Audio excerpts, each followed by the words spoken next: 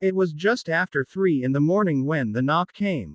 Sharp, authoritative, almost rhythmic, like someone trained to use their knuckles for compliance.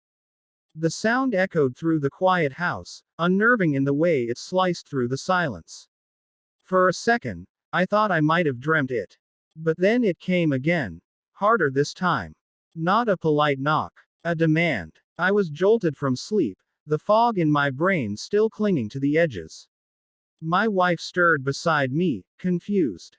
"Did you hear that?" she whispered, eyes wide in the darkness. I nodded, already swinging my legs over the side of the bed. My heart was racing, not just because of the sound, but because we lived in a neighborhood where this kind of thing didn't happen, or wasn't supposed to. Another knock. This one followed by a loud voice. "Open up. HOA compliance. Step outside, sir." The words didn't make sense. HOA. At 3 in the morning. That wasn't just unusual, it was absurd. I grabbed my phone from the nightstand and checked the screen. No emergency alerts. No messages. No reason for this. From the hallway, my son's door creaked open. He's 12. Sharp. Observant. Not the kind of kid who spooks easily. But I saw the outline of his small frame in the dim light, his posture tense, listening. I padded toward the front of the house, barefoot, trying to stay silent. Through the peephole, all I could see was a figure in a black windbreaker, a baseball cap pulled low. The jacket had HOA compliance crudely printed across the back in white block letters. There was something off about it. The logo looked like it had been made on a home printer and ironed on. No clipboard. No name tag. And who the hell checks lawn compliance in the pitch black hours of the night? "Go back to bed," I whispered to my son over my shoulder, but he didn't move. He was holding something close to his side, his grandfather's old .22 rifle. I didn't even know he remembered where we kept it, let alone how to get to it quietly. I turned back to the door just as the knob jiggled. Then the frame shuddered. The man outside wasn't knocking anymore. He was trying to force his way in. Instinct kicked in. I slammed my hand against the door to hold it in place, but a boot came crashing into the bottom half. The wood cracked. HOA compliance. He yelled again. "Step aside, sir, this is a legal check." There was no legal anything about it. It was a line, a cover, maybe something he thought would confuse or delay us just long enough for him to get inside. My mind raced. No HOA representative has authority to enter a home, especially not like this. It was a con, or worse. My wife was on the phone in the bedroom, calling 911. I could hear her voice tremble through the walls. I leaned my weight into the door, trying to keep it from buckling, my palms sweating. The guy outside was determined, his shoulder pounding against the wood in steady, violent intervals. I didn't know what he wanted. A robbery? A kidnapping? Maybe he thought the uniform would make us freeze, make us hesitate. Then I heard the click behind me. My son had racked the rifle. He stepped beside me, trembling but composed, and raised the barrel toward the door. "Go back," I hissed at him. "Get in the back room." But he didn't move. Another kick. Then it happened. The door cracked in 2 places. The top corner of the doorframe split from the wall, and I saw part of the man's arm come through as he reached for the handle. It was fast. Almost instinctual. What my son did next. The sound of the shot rang out through the hallway like an explosion, echoing off the walls, deafening in the close quarters. One round. Clean and sharp. The man screamed. A wild, wounded sound. His arm disappeared from view. Thud. Something heavy hit the porch. Then, silence. Everything froze. My son stood still, the rifle lowered, breathing hard. His hands were shaking now, the adrenaline wearing off. I pulled him back quickly, made sure he was okay, and peered out through the busted door. The porch light flickered on automatically with motion, illuminating the man on the ground, clutching his shoulder, writhing in pain. No badge. No real uniform. Just black clothes, a mask pulled down around his neck, and a cheap-looking patch that had been barely glued to his jacket. There was no doubt now. This wasn't anyone from the HOA. This was an intruder, a fake, a predator who thought the pretense of authority might get him inside. Sirens wailed in the distance. The neighbor's porch lights began to flicker on one by one, a ripple of concern spreading through the quiet suburb. Within minutes, officers swarmed the scene, weapons drawn, voices shouting. I raised my hands immediately. He tried to kick the door in, I told them, stepping back, still shielding my son. He said he was with the HOA. The paramedics worked on the guy where he lay, still groaning, blood soaking through the side of his jacket. The officers took our statements, took pictures of the door, the broken frame, the rifle. They spoke gently to my son, treated him like a witness, not a suspect. They could see it wasn't some reckless act.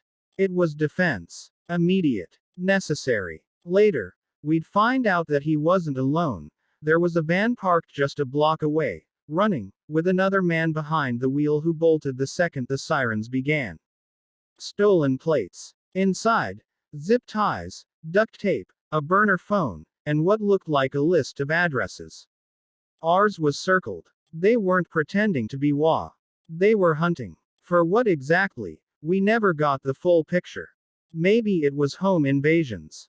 Maybe something worse. But whatever it was, it stopped here, on our porch, in our quiet neighborhood, thanks to a 12-year-old who kept his head while everything around him turned chaotic. In the aftermath, there were questions. From the police. From reporters who caught wind of the story.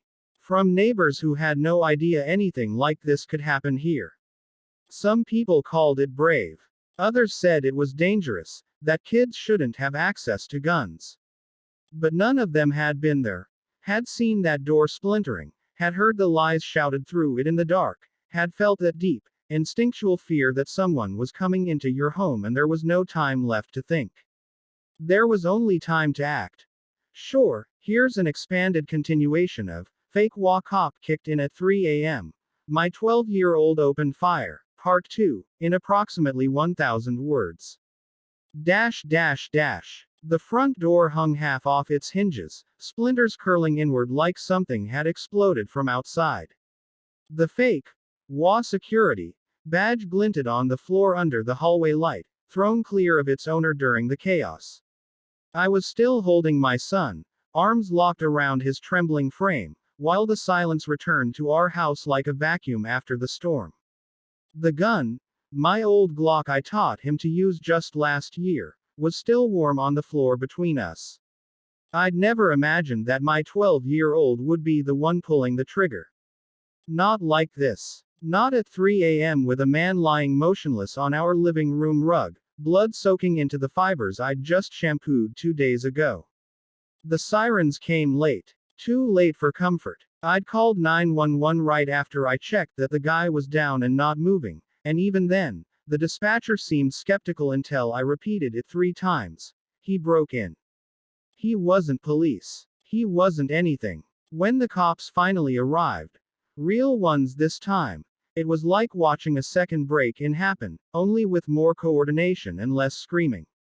Guns up, voices loud, everything. By the book. I had to put my hands up, slowly back away from my son like I wasn't his own father, just so they wouldn't think I was the threat. He sat on the floor the whole time, wide-eyed, silent, staring past them all at the body. I didn't even realize I was bleeding until one of the officers pointed it out. A shard of wood from the busted door had cut into my forearm. I barely felt it. My whole body was numb. The paramedics wrapped it up while the cops swarmed the place, one of them trying to get me to tell the story again, while another questioned my son separately, softer voice, same doubt behind the eyes. The guy on the floor was wearing a black tactical vest, dark pants, and a radio that wasn't connected to anything. No badge number, no backup, no warrant, no reason to be there. Just a walkie-talkie clipped to his shoulder and a piece of plastic that said, HOA Patrol, in Comic Sans font. They kept asking why we didn't just call the HOA. Like that made any sense at 3 in the morning. with someone booting your door in and yelling like they had authority. The story we told wasn't complicated. I was already awake. Light sleeper, especially since the burglary last year. I heard gravel crunch in the driveway, looked through the peephole, and saw the man standing on the porch in a black cap and vest. He knocked once, hard, then shouted, "HOA inspection, open up." That was the first red flag. The HOA doesn't do surprise inspections, let alone in the middle of the night.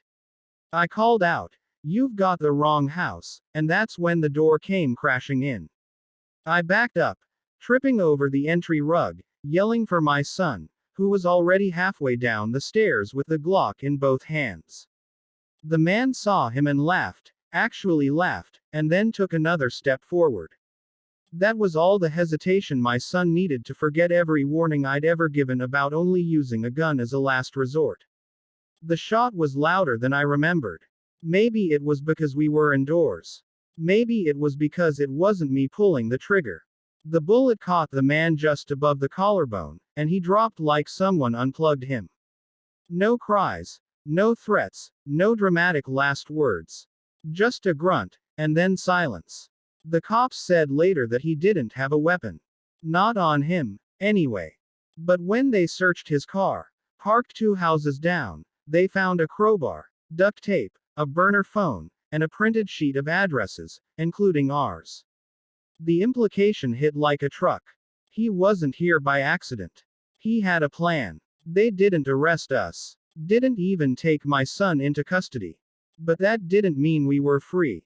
We were prisoners in our own home for weeks after. Reporters came sniffing around like vultures, even after I told them to stay off my property. Some neighbors were supportive, leaving cards and casseroles on the porch, pretending like they weren't scared of us now. Others avoided eye contact completely. But it was the silence from the HOA that said the most. Not a single statement. Not an apology. Nothing. I guess they figured if they didn't say anything, they couldn't be blamed. My son didn't cry. Not once. He didn't talk about it either, but he kept asking if the doors were locked. Every night. Sometimes twice. I got rid of the rug. Couldn't clean it. Even if I could've, I wouldn't want to. It was a monument to something no one should have to remember. The detective called a week later. Said the guy had a history. Petty theft, a restraining order from some girlfriend in Nevada, and a bunch of flagged online activity.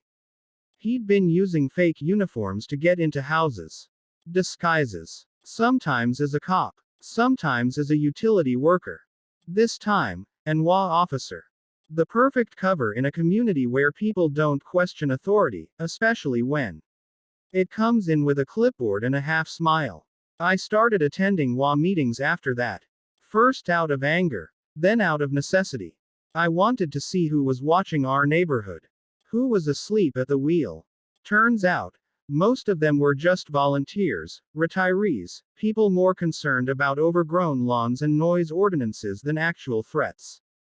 I asked them why anyone could walk around impersonating HOA security without any vetting. One woman said, "Well, we never thought someone would do that." And that was the problem. No one thinks it'll happen, until it does. My son sees a therapist now. Once a week. Sometimes he talks. Sometimes he doesn't. But at least he's not alone with it.